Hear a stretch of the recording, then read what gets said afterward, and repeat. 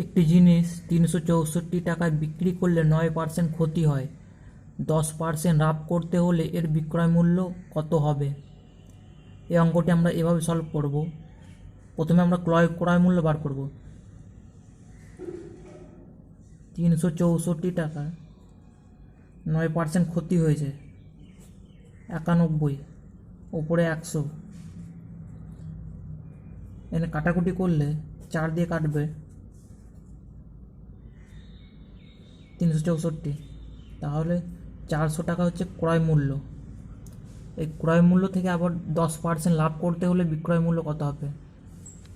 এই 400-র আবার 10% লাভ করবো আমরা। উপরে 110, নিচে 100, কাটাকুটি করলে 4 1 44, 440 টাকা। এখানে সঠিক অ্যান্সার হবে অপশান এ।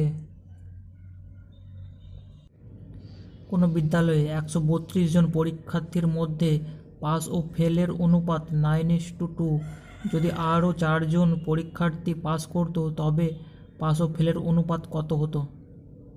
এই অঙ্কটি এরকম করবো আমরা। প্রথমে পাস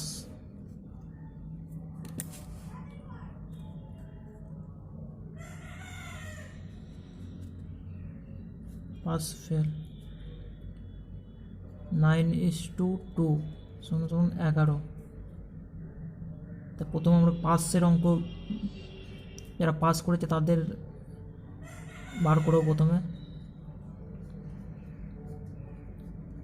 132 জনের মধ্যে 11কে 11, 11 দুগুণ 22, তাহলে এখানে পাস করেছে 108 জন পাস করেছে। এবার এখান থেকে ফেল করেছে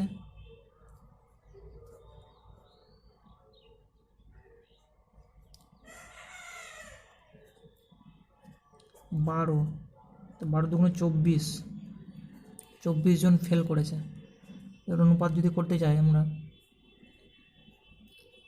108:24, এর মধ্যে আবার বলছে 4 জন পরীক্ষার্থী পাস করতো, যদি আরও 4 জন পরীক্ষার্থী পাস করতো, তাহলে 4 জন এখান থেকে মাইনাস করলে এখানে 20 জন হবে, আর এখানে প্লাস করলে 112 জন।